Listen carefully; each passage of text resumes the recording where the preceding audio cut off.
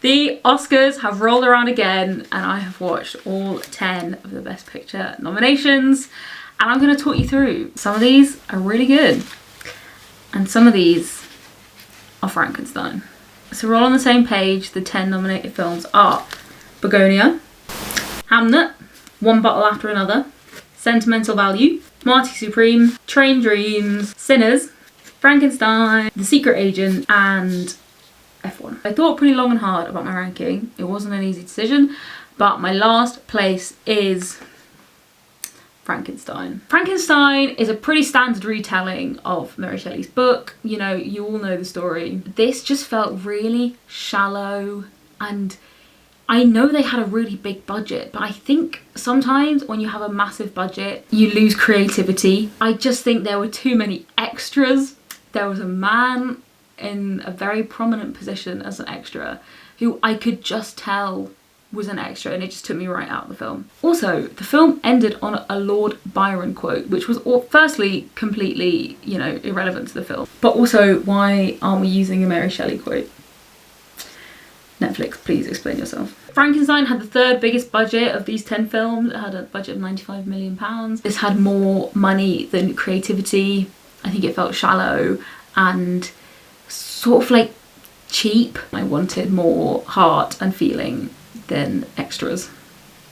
So for that reason, Frankenstein, you're dead last. Right, number 9 is easily F1 : the movie. It's your standard like car movie. Brad Pitt plays an old retired F1 driver who is coming back to sort of mentor a younger sort of up and coming player, and he races as well. There were moments of this film I really enjoyed. I don't know anything about F1 and it was quite fun to have a little peek inside the world of F1, even though I have got good authority that this is actually very inaccurate to F1. So many problems though with this film, primarily being female representation. There are two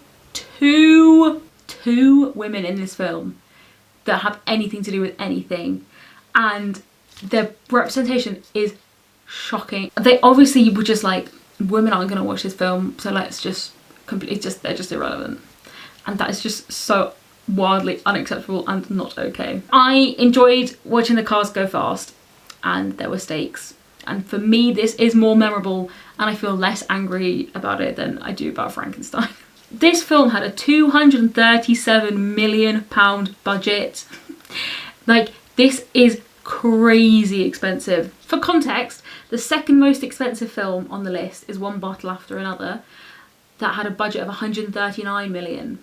So this is over 100 million more expensive than the next most expensive thing. Like, that's so much money. Anyway, it's only got 4 nominations, which is at the lower end of the scale of these films, and no nominations for acting, which does not surprise me. I think it looked nice, but the story was paper thin, and yeah, the female representation was completely atrocious. So for that, F1 is in 9th place. Up next is one of 2 nominated films in a foreign language, and that is The Secret Agent. The Secret Agent is set in 1970s Brazil, and we follow Marcelo, who is an academic fleeing persecution. We see Marcelo seeking refuge in a block of apartments with other refugees. I think The Secret Agent had a lot of good elements, but for me, it felt quite impenetrable. It was long, and it felt really long, and there's also something about reading subtitles that I think you lose a lot of nuance, and I think in some films that doesn't matter and the power of the story and the current and the emotion can come through, but this I think was quite dialogue heavy and the translation was just difficult for me to access. There's a part in this where a cat has 2 faces and it's very bizarre and never mentioned again. The cinematography wasn't particularly beautiful. I think it was going for realism, which is fine and like great for the story, but that coupled with the sort of density of it made it quite a difficult film, I think. But it was fun to watch, and I'd just been to Lisbon with my sister when I saw this, and they speak Portuguese in Brazil. And so I was very excited that I knew when people were saying thank you, because that's the one word I know in Portuguese now. Obrigada. Secret Agent. Just to put F1's budget into more perspective, this had a budget of £237 million and The Secret Agent had a budget of £4 million. Just absolutely wild, and they're in the same category. And even though Secret Agent was difficult, I definitely prefer it to F1. So we're crossing over a bridge now between films that I did not enjoy and I would not watch again to films that I did enjoy and I would watch again. And we're starting that transition with number 7, Train Dreams. Train Dreams follows Robert. He is a labourer working in the logging industry. We follow him through his early life when he's a lonely logging bachelor, to him meeting his wife, and then through the rest of his life. Train Dreams is a really quiet film. It's very meditative and it very much stands out in amongst these other films. The cinematography is absolutely stunning. The setting with the tall trees and the sort of juxtaposition between that and the steam trains is really beautiful. I think the central character lacked depth. There was a lot going on in his story, but his character was naturally quite closed off and didn't give the audience a lot to work on. And while I'm sure the filmmakers could argue that the sort of feeling around him was reflective of how he was, what he was thinking and how he was doing internally, I think I would have liked that to just be a bit more explicit. But I have a lot of love and respect for Train Dreams. I think it's a really cool film. And you know, if you have Netflix, which you probably do, and you have an hour and 40 minutes of an evening, then I do recommend. Okay, next up we have Hamnet. Now, Hamnet has taken my number 6 spot. I've really gone back and forth about this because it is a fantastic film. But, I think the other films are better. So hey. Hamnet is about a young William Shakespeare who's played by Paul Mescal. But it's really not about Shakespeare at all. And actually, I don't think the word Shakespeare is ever mentioned. I think he's referred to just as Will, because the film is really about his wife. This is Agnes, played by Jessie Buckley. I've read the book by Marty O'Farrell a while ago, and I was also quite excited about this film because they filmed a bit of it in Elstree when I was working there, so I got to see some of the set, which was very, very cool. I saw this in the cinema with my parents and I really cried. It really got a lot of tears out of me. I think the pacing is brilliant. I think the writing is really good. The cinematography is lovely. The acting and the performances are also 100% spot on. Jessie Buckley is my favourite to win Best Actress. Hamnet is a really fantastic film, but for me it's not a Best Picture winner. I think it's an incredibly successful film. It's an amazing achievement, and I'm so proud and excited that such a cool film was made in the UK and close to me. That's so cool. However, I don't think it was anything particularly new for cinema. I also can't really see myself coming back to this film. I think, it's amazing when you're first time viewing, and I think that's where it'll end. Whereas I think the dream for a Best Picture winner is something that you can keep coming back to and really says something about the moment that we're in.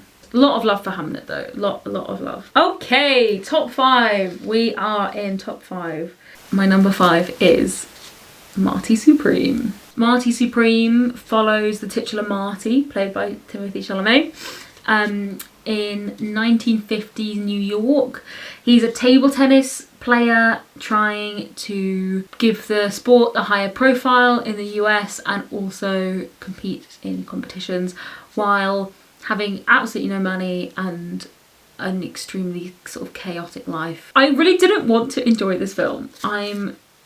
Something about Timothée Chalamet really is kind of annoying me recently. However, it was great for that because it's Timothy's character, Marty, just having bad things happen to him and he doesn't get away with things catch up with him and his relationships sort of fall apart. It was fun to see a story where, blind ambition doesn't pay off and actually reality kicks in, and I really enjoyed that. There are lots of twists.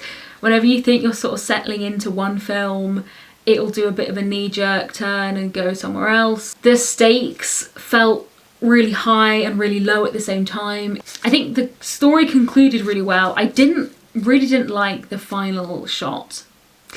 It's basically Timmy crying, and I actually really don't love him as an actor. But Marty Supreme for me was quick. It was exciting. It was something new I'd never seen before. It was just Timothée Chalamet getting humbled for 2.5 hours, and I had a good time. What can I say?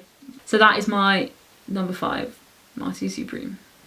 We're getting into some good stuff now. My number 4 film is One Battle After Another. In One Battle After Another, Leonardo DiCaprio plays Bob, who is a man trying to navigate his middle-aged years after he spent his 20s doing some pretty high-profile political rebellion. Bob is also looking after his 16-year-old daughter Willa, who is played by Chase Infinity. She is fantastic. I really, really liked her performance. She hasn't been nominated for supporting actress, but I think she really should have been. It's just a fantastic film. The cast of characters are so good, really, really well written. It's exciting. It's the longest film on the list at like 2 hours and 38 minutes or something, but it really didn't feel long. The stakes are high and it's a really engaging story. One Battle After Another has got a lot of nominations. It is the second most nominated film on the list with 13 nominations. Of those 13, there are 4 actor nominations, which I think is very impressive. Yeah, One Battle After Another. It's heartfelt, it's engaging, it's quick, it's exciting. I think it's a great film and a great story and a great concept. A really good film. So yeah. Right, top 3 now. So in number 3 we have our second foreign language film of the bunch, Sentimental Value. I've enjoyed my Tinker. Anyway, Sentimental Value is another really quite quiet, slow, thought-provoking film. It follows 2 sisters who've lost their mum and are sort of left with their distant and complicated father. The film is really about the sisters and their relationship to each other and their relationship to their dad. It has really, really stayed with me.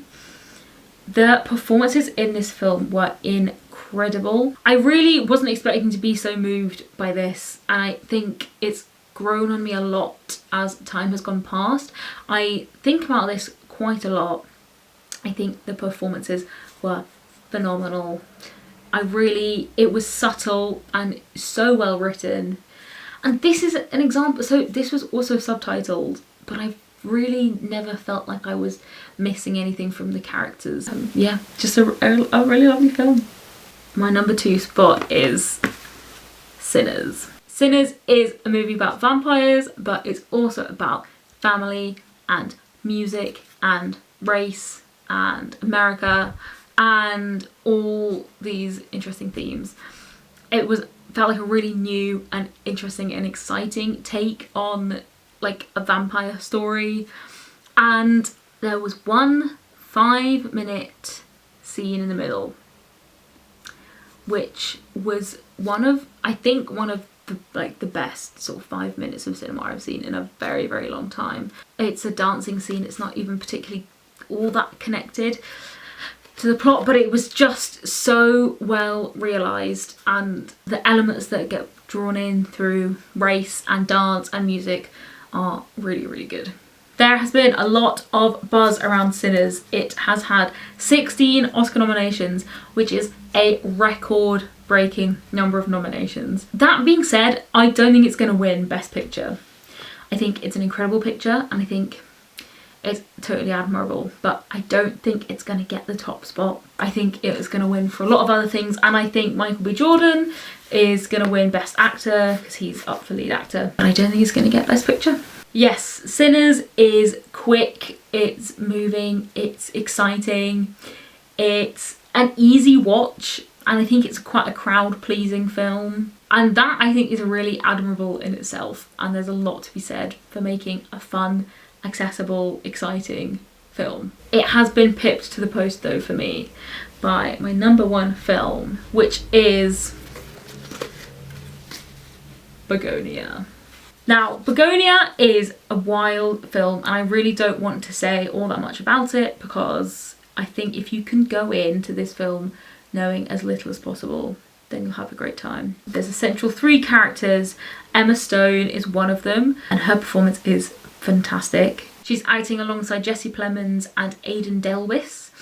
Jesse Plemons I know from I'm Thinking of Ending Things, which is another fantastic film, and everyone just acts so well. Yeah, just such really, really good performances in this film.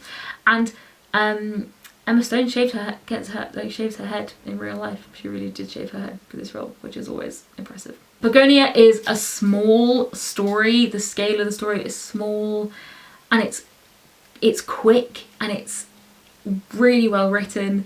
It's not too long, and for me, I think if I had seen this without having any spoilers, any information, like, I would be so impressed and moved and dazzled. It's a new story, but it feels familiar. I think there's so many great themes to be read into this, and the way that they play on, you know, things going on in the world, just to make a really unique and fun and engaging film. I just think it's great. I think it's so clever, so well done. I just really liked it. I think it was a great film. So there you go. My number 1 spot goes to Bugonia. Before I leave you, I want to give you my predictions for actors and actresses. Best actor, I think, is going to go to Michael B. Jordan for Sinners, and best actress, I think, is going to go to Jessie Buckley in Hamnet. Supporting actress, I think, is going to be Inga Ibsdotter in Sentimental Value, and supporting actor, I think, will be Sean Penn from One Battle After Another. I'm not sure if Bugonia is going to win Best Picture. I don't think Sinners is going to do it either. I think if it wasn't Bugonia, it would be One Battle, but I'm not sure. That is my 2026 Oscars ranking. Some great films. I've had so much fun watching all these films, as I always do. Here's to people making cool films and being creative. Thanks for watching.